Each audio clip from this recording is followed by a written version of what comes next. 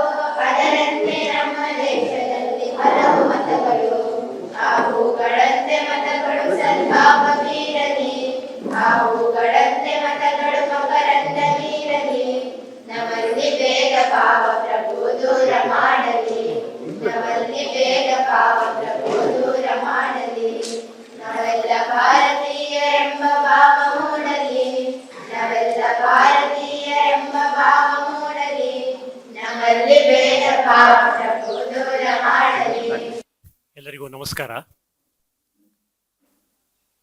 Professor Jayadev ಅವರೇ, professor Rajagopal ಅವರೇ,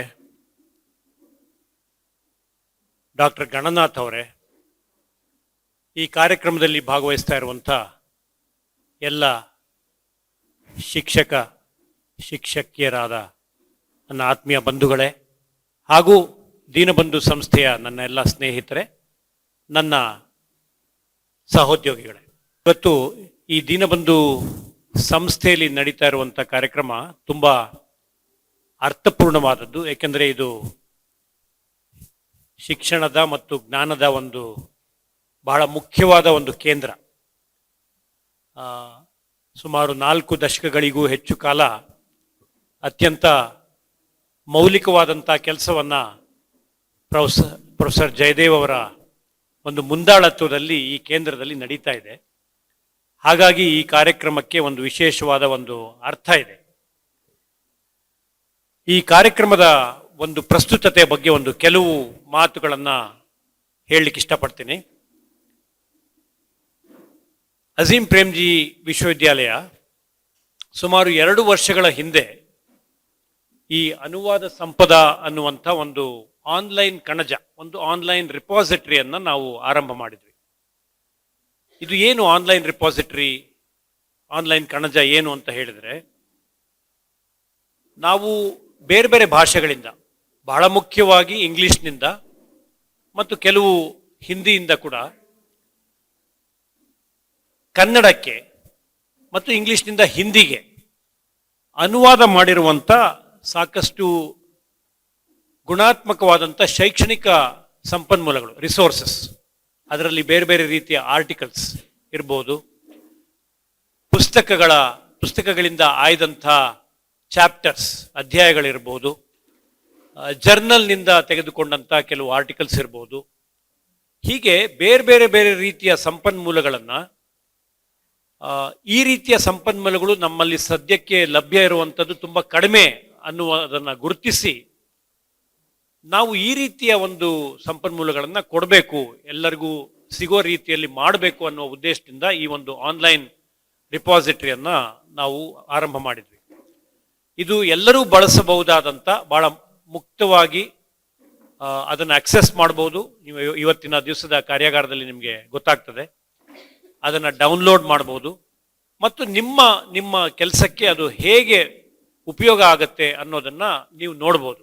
ನೀವು ಯಾವುದೇ ತರಗತಿಯಲ್ಲಿ ಪಾಠ ಮಾಡ್ತಾ ಇರ್ಬೋದು ಅಥವಾ ನಿಮ್ಮ ಒಂದು ವೃತ್ತಿಪರ ಬೆಳವಣಿಗೆಗೆ ಅದನ್ನು ಯಾವ ರೀತಿ ನೀವು ಉಪಯೋಗಿಸ್ಬೋದು ಅನ್ನೋದನ್ನು ಈ ಮೆಟೀರಿಯಲ್ಸನ್ನು, ಅದರಲ್ಲಿ ಬೇರೆ ಬೇರೆ ರೀತಿಯಾದಂಥ ವಿಶಾಲತೆ ಮತ್ತು ವ್ಯಾಪ್ತಿ ಇರುವಂಥ ಮೆಟೀರಿಯಲ್ಸ್ ಅದರಲ್ಲಿ ಇದ್ದಾರೆ. ಸದ್ಯಕ್ಕೆ 4,000ಕ್ಕಿಂತ ಹೆಚ್ಚು ಸಂಪನ್ಮೂಲಗಳು ಅದರಲ್ಲಿ ಲಭ್ಯ ಇದೆ. ಅದರಲ್ಲಿ ಕನ್ನಡದ್ದೇ ಆದಂಥ ಸುಮಾರು 1,500ಕ್ಕೂ ಹೆಚ್ಚು ಸಂಪನ್ಮೂಲಗಳು ಅದರಲ್ಲಿ ನಿಮಗೆ ಲಭ್ಯ ಇದೆ. ಇದು ಶಿಕ್ಷಣಕ್ಕೆ ಸಂಬಂಧಪಟ್ಟಿರೋದು, ನೀವೆಲ್ಲ ರಿಲೇಟ್ ಮಾಡ್ಕೊಳ್ತೀರಾ. ಅದರಲ್ಲಿ ಮನೋವಿಜ್ಞಾನಕ್ಕೆ ಸಂಬಂಧಪಟ್ಟಂಥ ಲೇಖನಗಳಿರ್ಬೋದು. ಅಂದರೆ ಮಗುವನ್ನು ಹೇಗೆ ನೋಡೋದು, ನಾವು ಮಗುವನ್ನು ದಿನಂಪ್ರತಿ ನಾವು ಮಗುವಿನೊಂದಿಗೆ ಒಡನಾಟ ಮಾಡ್ತೀವಿ. ಮಗುವನ್ನು ಅರ್ಥ ಮಾಡ್ಕೊಳ್ಳೋದು ಹೇಗೆ, ಯಾವ್ಯಾವ ನೆಲೆಯಿಂದ ನೋಡೋದು, ಆ ರೀತಿಯ ಲೇಖನಗಳಿದೆ. ಮಕ್ಕಳ ಬೆಳವಣಿಗೆಗೆ ಕುರಿತಾದಂಥ ಲೇಖನಗಳಿದೆ. ಹಾಗೇನೆ ಈಗ ತುಂಬಾ ಹೊರಹೊಮ್ಮುತ್ತಾ ಇರುವಂತಹ ಹೊಸ ಕ್ಷೇತ್ರ ಏನು ಅಂದ್ರೆ early childhood and education and care, ECC. ನಿಮ್ಗೆ ಗೊತ್ತಿರ್ಬೋದು, ಈಗ ಶಿಕ್ಷಣ ಇಲಾಖೆಯಲ್ಲಿ ಕೂಡ ಅದಕ್ಕೆ NEP ಬಂದ ನಂತರ ಅದಕ್ಕೆ ಹೆಚ್ಚಿನ ಪ್ರಾಮುಖ್ಯತೆ ಬಂದಿದೆ. ಸೊ ಆ ECC ಕ್ಷೇತ್ರಕ್ಕೆ ಸಂಬಂಧಪಟ್ಟಂತ ಬಹಳಷ್ಟು ಪಾಲಿಸಿ ಡಾಕ್ಯುಮೆಂಟ್ಸ್ ಇರ್ಬೋದು, ಬೇರೆ ಬೇರೆ ರೀತಿಯ ಲೇಖನಗಳಿರ್ಬೋದು, ಅದು ಕೂಡ ಅದರಲ್ಲಿದೆ. ಮತ್ತೆ ಸಾಕಷ್ಟು ಶಿಕ್ಷಣದ ಕ್ಷೇತ್ರದಲ್ಲಿ ಕೆಲಸ ಮಾಡಿರುವಂತ ಚಿಂತಕರು, ತತ್ವಜ್ಞಾನಿಗಳು ಏನ್ ಹೇಳ್ತಾರೆ ಅನ್ನುವಂಥ ಅದನ್ನು ಕುರಿತಾದಂಥ ಲೇಖನಗಳಿದೆ.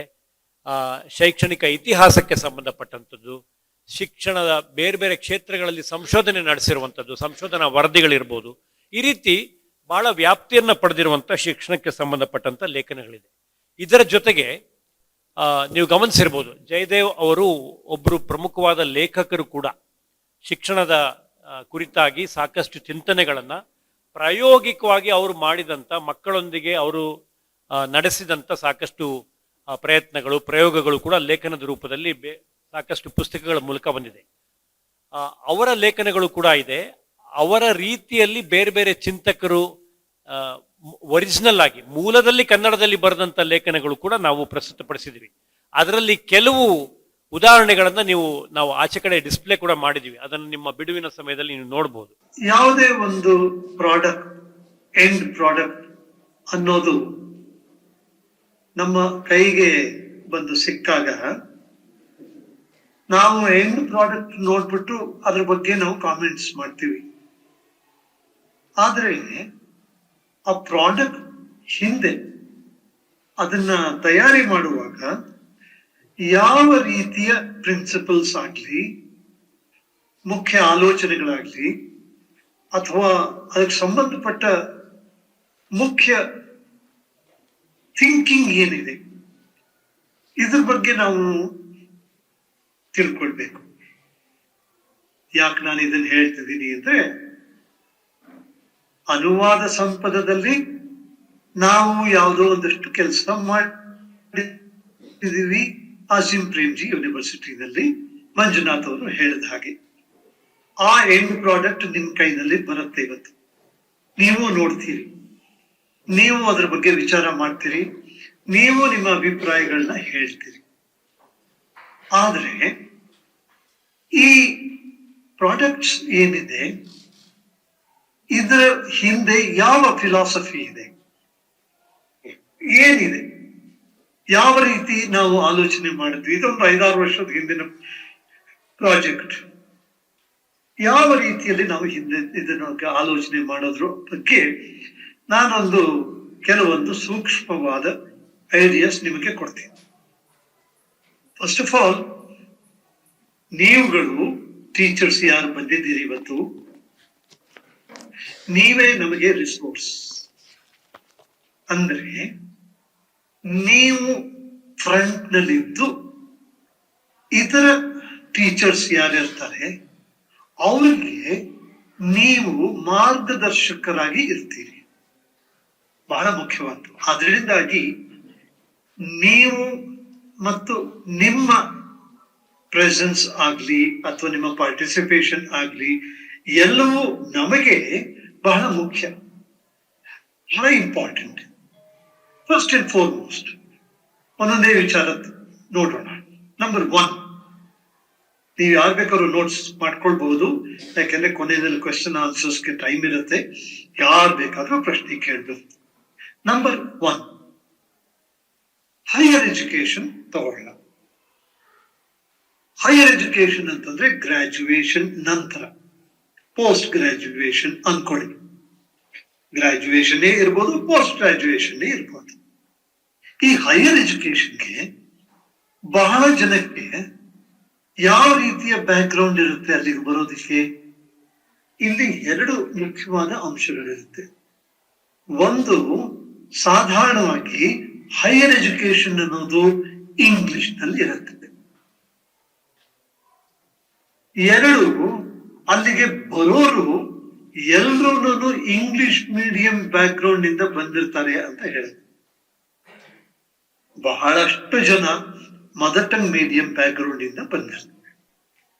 ಆದ್ರೆ ಈ ಹೈಯರ್ ಎಜುಕೇಶನ್ ಯಾವ್ದಿರುತ್ತೆ, ಉದಾಹರಣೆಗೆ MA ಇಟ್ಕೊಳ್ಳಿ, ಯಾವುದೇ ಸಬ್ಜೆಕ್ಟ್ ನಲ್ಲಿ ಹಾಕೊಳ್ಳಿ, ಮ್ಯಾಥಮೆಟಿಕ್ಸ್ ಆಗ್ಬೋದು, ಇಂಗ್ಲಿಷ್ ಆಗ್ಬೋದು, ಬೇರೆ ಯಾವುದೇ ಸಬ್ಜೆಕ್ಟ್. ಈ ಹೈಯರ್ ಎಜುಕೇಶನ್ ಅನ್ನುವ ಗುಣಮಟ್ಟ ಏನಿದೆ ಅದಕ್ಕೆ ನೀವು ಹೊಂದಿಕೊಂಡು ಕೋರ್ಸಸ್ ಮಾಡಬೇಕು ಅನ್ಕೊಂಡ್ರೆ ಅದಕ್ಕೆ ಸಂಬಂಧಪಟ್ಟ ಆ ಗುಣಮಟ್ಟ ಇರುವಂತಹ ಮೆಟೀರಿಯಲ್ಸ್ಗೆ ನಿಮ್ಗೆ ಬೇಕಾಗುತ್ತೆ. ಓದ್ಕೊಳ್ಳೋದಕ್ಕೆ, ತಿಳ್ಕೊಳ್ಳೋದಕ್ಕೆ ನಿಮ್ಗೆ ಆ ರೀತಿಯ ಮೆಟೀರಿಯಲ್ಸ್ ಬೇಕಾಗತ್ತೆ. ಇಲ್ಲಿ ಏನ್ ಪ್ರಾಬ್ಲಮ್ ಯಾರಿಗೆ? ನಮಗೆ ಮೆಟೀರಿಯಲ್ಸ್ ಪ್ರೊಡ್ಯೂಸರ್ಸ್, ಮೆಟೀರಿಯಲ್ಸ್ ಕನ್ಸ್ಟ್ರಕ್ಟರ್ಸ್ ಯಾರಿರ್ತೀವಿ, ನಮಗೆ ಒಂದ್ ಕಡೆ ಆ ಮೆಟೀರಿಯಲ್ಸ್ ಯಾರು ಓದ್ತಾರೆ ಅವ್ರಿಗೆ ಸೂಕ್ತವಾಗಿರ್ಬೇಕು. ತುಂಬಾ ಕಷ್ಟನೂ ಇರಬಾರ್ದು, ಆದ್ರೆ ತೀರಾ ಲೈಟ್ ಆಗೂ ಇರಬಾರ್ದು. ಒಂದು.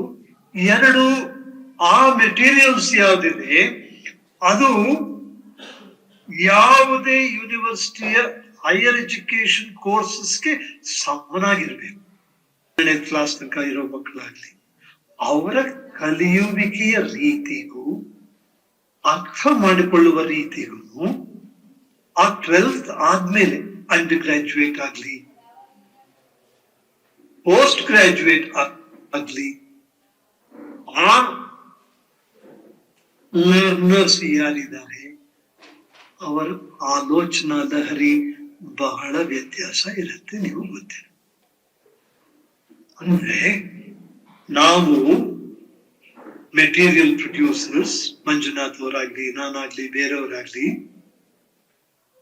ನಾವು ಆ ಲೆವೆಲ್ ಆಫ್ ಅಂಡರ್ಸ್ಟ್ಯಾಂಡಿಂಗ್, ನಿಮಗೆ ಒಂದು ಗೊತ್ತಿರೋ ಹಾಗೆ ನಾವು ಲೆವೆಲ್ ಆಫ್ ಕಾಂಪ್ರಿಹೆನ್ಷನ್ ಅಂತ ಹೇಳ್ತೀವಿ, ಅರ್ಥೈಸ್ಕೊಳ್ಳುವ ಆ ಲೆವೆಲ್ ನಾವು ಮನಸ್ಸಲ್ಲಿ ಇಟ್ಕೊಂಡು ಈ ಆರ್ಟಿಕಲ್ ಯಾವುದಿದೆ ಇದನ್ನ ಓದಿದವರಿಗೆ ಅದರ ಭಾವಾರ್ಥ ಸಂಪೂರ್ಣವಾಗಿ ಸಿಗುತ್ತೆಯೇ ಇಲ್ಲವೇ ಅನ್ನೋದನ್ನ ನಾವು ಮನಸ್ಸಲ್ಲಿ ಇಟ್ಕೊಂಡು ಇದನ್ನ ಇಂಗ್ಲಿಷ್ ನಲ್ಲೂ ಅರ್ಥ ಮಾಡಿಕೊಂಡು, ಕನ್ನಡದಲ್ಲೂ ಅರ್ಥ ಮಾಡಿಕೊಂಡು, ಒಟ್ಟಾರೆ ಒಂದು ನಾಲೆಡ್ಜ್ ಬೇಸ್ ಯಾವ್ದಿದೆ ಅದು ನಮ್ಮ ಯಾರು ಕಲಿತಾ ಇದ್ದಾರೆ ಅವ್ರಿಗೆ ತಲುಪತ್ತ ಅಂತ ನೋಡ್ಬೇಕು.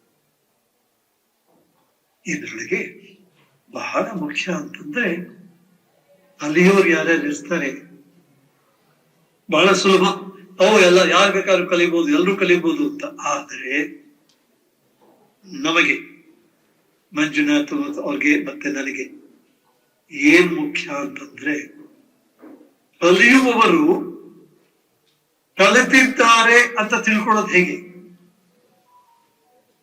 ನಾವ್ ಇದಕ್ಕೆ ಲರ್ನಿಂಗ್ ಔಟ್ಕಮ್ ಅಂತ ಹೇಳ್ತೀವಿ. NCERT ದಲ್ಲೂ ಇವಾಗ ಇದನ್ನೇ ಬಹಳ ಮುಖ್ಯವಾಗಿ ಹೇಳ್ತಾ ಇದ್ದಾರೆ. ನ್ಯೂ ಎಜುಕೇಶನ್ ಪಾಲಿಸಿ 2020 ನಲ್ಲೂ ಇದೇ ಮುಖ್ಯವಾಗಿ ಬರ್ತಾ ಇದೆ. ಈಗ ಅಂದ್ರೆ ಒಂದು ಡೈರೆಕ್ಷನ್ ಇಂದ ಇನ್ಫಾರ್ಮೇಶನ್ ಹೋಗೋದು ಸರಿಯೇ ಸರಿ, ಆದ್ರೆ ನಾವು ಕಳಿಸುವ ಇನ್ಫಾರ್ಮೇಶನ್ ಏನಿದೆ ಇದು ಎಷ್ಟು ಮಟ್ಟಿಗೆ ಅಲ್ಲಿಗೆ ತಲುಪಿದೆ, ಕಲಿಯುವವರಿಗೆ ಎಷ್ಟು ಮಟ್ಟಿಗೆ ತಲುಪಿದೆ, ಅದನ್ನ ನಾವು ಹೇಗೆ ತಿಳ್ಕೊಳ್ಬೋದು? ಇದಕ್ಕೆ ಇಂಗ್ಲಿಷ್ ನಲ್ಲಿ ಫೀಡ್ಬ್ಯಾಕ್ ಸಿಸ್ಟಮ್ ಅಂತ ಹೇಳ್ತಾರೆ. ಫೀಡ್ಬ್ಯಾಕ್ ಅಂದ್ರೆ ನಾವು ಕಲಿಸುವುದು, ನಾವೇನು ಕಲಿಸೋಕೆ ಪ್ರಯತ್ನ ಮಾಡ್ತೀವಿ, ಆದ್ರೆ ಕಲಿತಿದ್ದಾರೋ ಎಲ್ಲೋ ಅಂತ ನಾವು ಹೇಗೆ ತಿಳ್ಕೊಳ್ಳೋದು? ಇದನ್ನು ನೀವು ಇವತ್ತು ಮೆಟೀರಿಯಲ್ಸ್ ನ ನೋಡಿದಾಗ ಅರ್ಥ ಮಾಡ್ಕೊಳ್ತಿದ್ದೀರಿ. ಅವರ ಕಲಿಯುವವರ ರಿಯಾಕ್ಷನ್ ಯಾವ್ದಿರುತ್ತೆ, ಅದು ಇಂಗ್ಲಿಷ್ ನಲ್ಲಾದ್ರೂ ಆಗಿರಬಹುದು, ಕನ್ನಡದಲ್ಲಾದ್ರೂ ಆಗಿರಬಹುದು, ಯಾವ್ದ್ರಲ್ಲಾದ್ರೂ ಆಗಿರ್ಬೋದು. ಹಾಗಾಗಿ ನಾವು ನಮ್ಮ ಅನುವಾದ ಸಂಪದದ ಮೆಟೀರಿಯಲ್ಸ್ ಯಾವ್ದನ್ನ ನೀವು ಇವತ್ತು ನೋಡ್ತಾ ಇದ್ದೀರಿ, ಇದರೊಳಗೆ ಇವೆಲ್ಲ ಕ್ರಿಟಿಕಲ್ ಫ್ಯಾಕ್ಟರ್ಸ್ ಇದೆ. ನಮಗೇನು ಬಹಳ ಮುಖ್ಯವಾಗಿ ಕಲಿಯುತ್ತಿರುವವರು ಇಷ್ಟು ಕಲಿಬೇಕು ಅಂದ್ರೆ ಅಷ್ಟು ಜ್ಞಾನವನ್ನ ಕಲಿಸುವವರು, ನಾನಾಗ್ಲೇ ಹೇಳ್ದಂಗೆ ಎಜುಕೇಟರ್ಸ್ ಆ ಎಜುಕೇಟರ್ಸ್ಗೆ ಫಸ್ಟ್ ಅದು ತಲುಪಬೇಕು, ಅವರಲ್ಲಿ ಸಾಕಷ್ಟು ಜ್ಞಾನ ಭಂಡಾರ ಇರಬೇಕು. ಆ ನಂತರ ಅವರು ಅದನ್ನ ಆ ಜ್ಞಾನ ಏನಿರುತ್ತೆ ಅದನ್ನ ಕಲಿಯುವವರಿಗೆ ಕಲಿಸ್ಬೇಕು. ಎಲ್ರಿಗೂ ನಮಸ್ಕಾರ. ನನ್ನ ಜೊತೆ ಇರುವ ಸ್ನೇಹಿತರಾದ ಮಂಜುನಾಥ್ ಅವರೇ, ಸ್ನೇಹಿತರಾದ ಡಾಕ್ಟರ್ ಗಣನಾಥ್ ಅವರೇ, ಪ್ರೊಫೆಸರ್ ಪಾಲ್ ಸರ್ ಅವರೇ, ಮತ್ತು ಇಲ್ಲಿ ಸೇರಿರ್ತಕ್ಕಂಥ ಎಲ್ಲ ಶಿಕ್ಷಕ ಬಂಧುಗಳೇ. ಶಿಕ್ಷಕರೇ ನಮ್ಮ ಬಂಧುಗಳು. ದೀನಬಂಧು ಜೊತೆಗೆ ಶಿಕ್ಷಕ ಬಂಧುವು ಹೌದು. ಇವತ್ತು ಏನು ಕಾರ್ಯಕ್ರಮ ನಡೀತಾ ಇದೆ, ಬಹಳ ಮುಖ್ಯವಾದಂಥ ಕಾರ್ಯಕ್ರಮ. ಈ ಕಾರ್ಯಕ್ರಮದಲ್ಲಿ ಒಂದು 4 ನಾನು ಹೇಳಲೇಬೇಕು ಅನ್ನೋ ಕಾರಣಕ್ಕೋಸ್ಕರ ನಿಂತಿದ್ದೀನಿ, ಯಾಕೆಂದರೆ ಸಮಯ ಆಗ್ಬಿಟ್ಟಿದೆ. ಆದರೆ ಒಂದು 3-4 ಮುಖ್ಯವಾದ ವಿಷಯಗಳನ್ನು ಹೇಳ್ತೇನೆ. ಅದಕ್ಕೆ ಮುಂಚೆ ಮಂಜುನಾಥ್ ಅವರು ಕಲಿಯುವ ಶಾಲೆಯ ಹಲವು ಮುಖಗಳು ಅನ್ನೋ ಪುಸ್ತಕ ಬರೆದಿದ್ದಾರೆ. ಮಂಜುನಾಥ್ ಕಲಿಯುವ ಶಾಲೆಯ ಹಲವು ಮುಖಗಳು, ಅದಕ್ಕೆ ಮುನ್ನುಡಿ ನಾನೇ ಬರೆದಿದ್ದೀನಿ. ಬಹಳ ಒಳ್ಳೆಯ ಪುಸ್ತಕ ಅದು. ಹೇಗೆ ಪ್ರಾಮಾಣಿಕವಾಗಿ ಒಬ್ಬ ಕ್ಷೇತ್ರ ಕಾರ್ಯಕರ್ತ ಶಾಲೆಗಳನ್ನು ಅಭಿವೃದ್ಧಿಪಡಿಸೋದಕ್ಕೋಸ್ಕರ, ಅಧ್ಯಾಪಕರನ್ನ ಟ್ರೈನಿಂಗ್ ಮಾಡೋಕ್ಕೋಸ್ಕರ ಕೆಲಸ ಮಾಡೋ ಸಂದರ್ಭದಲ್ಲಿ ಎದುರಾಗುವ ಸವಾಲುಗಳು ಏನೇನು, ಒಂದು ಶಾಲಾ ವ್ಯವಸ್ಥೆಯನ್ನು ಶೈಕ್ಷಣಿಕವಾಗಿ ತಿರುಗಿಸೋದಕ್ಕೆ ಬೇಕಾಗುವಂಥ ಶ್ರಮ, ಚಾಲೆಂಜಸ್ ಏನೇನಿದೆ ಅದೆಲ್ಲವನ್ನು ಕೂಲಂಕುಷವಾಗಿ ಅವರು ಪರಿಶೀಲನೆ ಮಾಡಿ ಎಲ್ಲೆಲ್ಲಿ ಕೊರತೆ ಇದೆ, ಎಲ್ಲೆಲ್ಲಿ ಇದಾಗಬೇಕು ಅನ್ನೋದನ್ನು ತುಂಬ ಚೆನ್ನಾಗಿ ಬರೆದಿದ್ದಾರೆ. ಸಾಧ್ಯವಾದರೆ ನೀವು ಕೊಂಡ್ಕೊಳ್ಳಿ, ನಮ್ಮಲ್ಲಿ ಇದೆ ಅದು ಪುಸ್ತಕ. ಎರಡನೇದಾಗಿ ಡಾಕ್ಟರ್ ಗಣನಾಥ್ ಅವರು ತುಂಬ ಅಸಾಧಾರಣ ವ್ಯಕ್ತಿಗಳವರು. ನಮ್ಮ ಜೊತೆ ಕೂತಿರೋದೇ ನಮಗೆಲ್ಲ ಒಂದು ಬಹಳ ದೊಡ್ಡ ವಿಷಯ. ಯಾಕೆಂದರೆ ಅವರು ಎಂಥ ದೊಡ್ಡ ಕೆಲಸಕ್ಕೆ ಹೋಗ್ಬೋದಾಗಿತ್ತು ಅಂದರೆ ಅದನ್ನೆಲ್ಲ ಬಿಟ್ಟವರು ಡಾಕ್ಟ್ರೇಟ್ ವಿಜ್ಞಾನಿಗಳವರು. ಅಂಥದ್ರಲ್ಲಿ ಪ್ರಾಥಮಿಕ ಶಾಲೆಯಲ್ಲಿ ಶಿಕ್ಷಣವನ್ನು, ಗಣಿತವನ್ನು ಹೇಗೆ ಕಲಿಸೋದು ಅನ್ನೋದ್ರ ಬಗ್ಗೆ ಬಹಳ ಸಂಶೋಧನೆಗಳ ಸುಮಾರು ಕೆಲಸ ಮಾಡಿ ಅದು ಬಹಳ ಒಳ್ಳೆಯ ಒಳನೋಟಗಳನ್ನು ಕೊಟ್ಟಂಥ ವ್ಯಕ್ತಿ ಅವರು. ನಮ್ಮ ಶಿಕ್ಷಣದ ಚರಿತ್ರೆಯಲ್ಲಿ ಇವರೆಲ್ಲ ಬಹಳ ಮುಖ್ಯರಾಗಿ ಬರ್ತಾರೆ. ಇದು ಒಂದು ವಿಷಯ ಆಯಿತು. ಈ ಅನುವಾದ ಸಂಪದ ಏನು ಇದೆಯಲ್ಲ, ಈ ಅನುವಾದ ಸಂಪದ ಬಹಳ ಒಳ್ಳೆಯ ಕೆಲಸವನ್ನು ಮಾಡಿದೆ. ನಮ್ಮ ದೇಶದಲ್ಲಿ ಒಂದು ಕೊರತೆ ಇದೆ. ನಾವು ಬ್ರಿಟಿಷರ ಆಳ್ವಿಕೆಗೆ ಬಹಳ ಕಾಲ ಒಳಗಾಗಿದ್ದರಿಂದ ನಮಗೆ ಇಂಗ್ಲೀಷ್ ವ್ಯಾಮೋಹ ಬಂದ್ಬಿಟ್ಟಿದೆ. ನಾನು ಅರ್ಲಿ ಚೈಲ್ಡ್ಹುಡ್ ಎಜುಕೇಷನ್ ಟಾಸ್ಕ್ ಫೋರ್ಸ್ನ ಸದಸ್ಯ, ಅದರ ಪಾಲಿಸಿ ಮಾಡೋ ಕಮಿಟಿಯಲ್ಲಿ ನಾನು ಇದ್ದೀನಿ. ಅಲ್ಲೂ ಕೂಡ ನೀವು ಇಂಗ್ಲೀಷ್ನಲ್ಲಿ LKG UKG ಪಾಠ ಮಾಡದೇ ಇದ್ರೆ ಮಕ್ಕಳು ಸರ್ಕಾರಿ ಶಾಲೆಗೆ ಬರೋಲ್ಲ. ಅದರಿಂದ ನಮ್ಮ ನೀತಿ ಆಯೋಗ ಏನು ಹೇಳಿದೆ ಅಂದರೆ ಅಲ್ಲೂ ಕೂಡ ನೀವು ಸ್ವಲ್ಪ ಇಂಗ್ಲೀಷ್, ಅದು ಪೇರೆಂಟಲ್ ಆಸ್ಪಿರೇಷನ್ಸ್ ಅಂತ, ಪೇರೆಂಟ್ಸು ಅದನ್ನು ಇಷ್ಟಪಡ್ತಾರೆ, ಹಾಗಾಗಿ ಅದನ್ನು ನೀವು ನೋಡಿ ಅಂತ. ಇಂಥ ಒಂದು ದುಸ್ಥಿತಿಗೆ ನಾವು ಯಾಕೆ ಬಂದಿದ್ದೀವಿ ಅಂದರೆ, ಸ್ವಾತಂತ್ರ್ಯ ಬಂದ 70 ವರ್ಷಗಳ ಆದರೂ ನಾವು ಎಷ್ಟೊಂದು ತಾಂತ್ರಿಕ ಸಾಹಿತ್ಯ, ಶಿಕ್ಷಣದ ಸಾಹಿತ್ಯವನ್ನು ಕನ್ನಡಕ್ಕೆ ನಾವು ತರಲೇ ಇಲ್ಲ. ನಮ್ಮ ವಿಶ್ವವಿದ್ಯಾನಿಲಯದ ಪ್ರೊಫೆಸರ್ಗಳು 70 ವರ್ಷಗಳ ಕಾಲ ನಮ್ಮ ವಿಶ್ವವಿದ್ಯಾನಿಲಯಗಳು ಎಷ್ಟೊಂದು ಒಳ್ಳೆಯ ಕೆಲಸವನ್ನು ಮಾಡ್ಬೋದಾಗಿತ್ತು. ಪ್ರತಿಯೊಂದು ಜ್ಞಾನ ಶಾಖೆಯಲ್ಲಿ ಇರತಕ್ಕಂಥ ಜ್ಞಾನವನ್ನು ಕನ್ನಡದಲ್ಲಿ ಲಭ್ಯವಾಗುವಾಗ ಮಾಡ್ಬೋದಾಗಿತ್ತು, ಆದರೆ ಅದನ್ನು ಮಾಡಲೇ ಇಲ್ಲ. ಅದನ್ನು ಜಿಮ್ ಪ್ರೇಮ್ಜಿ ಫೌಂಡೇಶನ್, ಇದು ಬಹಳ ಒಳ್ಳೆಯದು.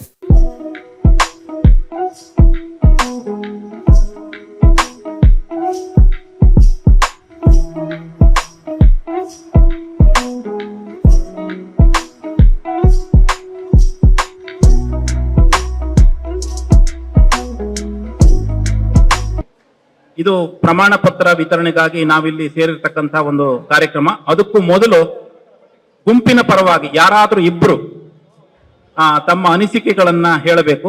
ಬೆಳಗಿನಿಂದ ಸಂಜೆವರೆಗೆ ಉದ್ಘಾಟನಾ ಸಮಾರಂಭದಿಂದ ಹಿಡಿದು ಅನುವಾದ ಸಂಪದ ಪೋರ್ಟಲ್ನ ಪರಿಚಯದೊಂದಿಗೆ ವಿಷಯವಾರ ಗೋಷ್ಠಿಯಲ್ಲಿ ಪಾಲ್ಗೊಂಡ ಹಿನ್ನೆಲೆಯಲ್ಲಿ ನಿಮ್ಮ ಅನುಭವಗಳನ್ನ ಸಂಕ್ಷಿಪ್ತವಾಗಿ ಒಂದಿಬ್ರು ಯಾರು ಬೇಕಾದರೂ ಆಗ್ಬೋದು ಮಾತಾಡಬೇಕಾಗಿ ಕೋರಿಕೆ. ತಮಗೂ ಕೂಡ ಆಧಾರದ ಸ್ವಾಗತವನ್ನ ಬಯಸ್ತಾ ಇದ್ದೇನೆ. ಈ ಒಂದು ದಿನದ ಕಾರ್ಯಾಗಾರದ ಅನಿಸಿಕೆಯನ್ನ ನಿಮ್ಮೊಟ್ಟಿಗೆ ಹಂಚಿಕೊಳ್ತಾ ಇದ್ದೇನೆ. ಬೆಳಿಗ್ಗೆ ಎಲ್ಲರೂ 10 ಗಂಟೆಗೆ ಇಲ್ಲಿ ಸುಮಾರು 10:15 ಕಾರ್ಯಕ್ರಮ ಸ್ಟಾರ್ಟ್ ಆಯ್ತು. ನಮಗೆ ವಿಡಿಯೋ ಕಾನ್ಫರೆನ್ಸ್ ಅಲ್ಲಿ ಒಬ್ಬರು sir Rajagopal sir I think ಅವರು ಏನಕ್ಕಾಗಿ ಈ ಕಾರ್ಯಕ್ರಮವನ್ನು ನಾವು ಆಯೋಜಿಸಿದ್ದೀವಿ, ಇದರ ಉದ್ದೇಶ ಏನು, ಮುಂದಿನ ದಿನಗಳಲ್ಲಿ ನಿಮ್ಮ ಕಡೆಯಿಂದ ನಾವು ಫೀಡ್ಬ್ಯಾಕ್ ಅನ್ನು ತಗೊಂಡು ಆ ಶಿಕ್ಷಣದಲ್ಲಿ ಒಂದು ಮಹತ್ತರವಾದ ಬದಲಾವಣೆಯನ್ನ, ಅಂದ್ರೆ ಮಕ್ಕಳ ಕಲಿಕೆಯ ದೃಷ್ಟಿಯಿಂದ, ಮಕ್ಕಳ ಕಲಿಕೆಯನ್ನು ಸುಗಮಗೊಳಿಸುವ ದೃಷ್ಟಿಯಿಂದ ನಾವೆಲ್ಲರೂ ಏಕೀಕೃತರಾಗಿ ನಮ್ಮೆಲ್ಲರ ಅಭಿಪ್ರಾಯಗಳನ್ನು ಸಮ್ಮಿಳಿತಗೊಳಿಸುವ ಮುಖಾಂತರ ಮಕ್ಕಳ ಕಲಿಕೆಯನ್ನು ಸುಗಮಗೊಳಿಸೋಣ ಅನ್ನುವಂತಹ ಆಶಯದೊಟ್ಟಿಗೆ ಅವರು ನಮಗೆ ಆಶಯ ನುಡಿಗಳನ್ನ ಮತ್ತೆ ತಮ್ಮ ಮಾತುಗಳನ್ನ ತಿಳಿಸ್ಕೊಟ್ರು.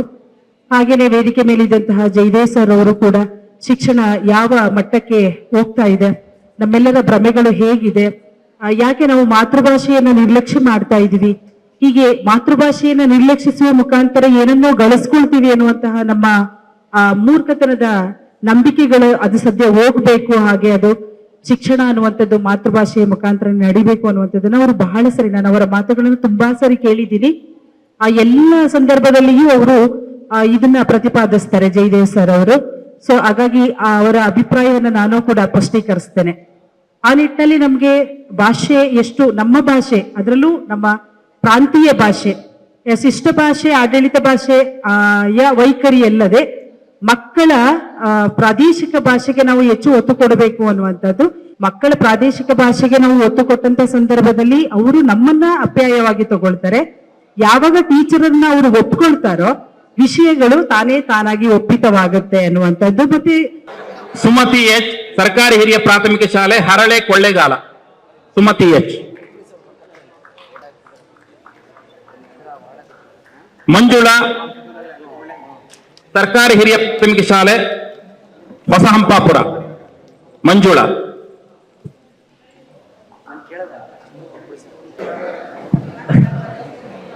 ಈ ಕಾರ್ಯಕ್ರಮಕ್ಕೆ ಬಂದ ಎಲ್ಲ ಶಿಕ್ಷಕರ ವೃಂದದವರಿಗೆ, ದೀನಬಂಧು ಸಂಸ್ಥೆಯ ನನ್ನ ಸ್ನೇಹಿತರು, ಸಿಬ್ಬಂದಿ ವರ್ಗದವರು ಮತ್ತು ಅಜೀಂ ಪ್ರೇಮ್ಜಿ ಯೂನಿವರ್ಸಿಟಿಯ ತಂಡದವರಿಗೆ ಎಲ್ಲರಿಗೂ ಎಲ್ಲರ ಪರವಾಗಿ ನಾನು ಧನ್ಯವಾದ ಕೋರುತ್ತೇನೆ.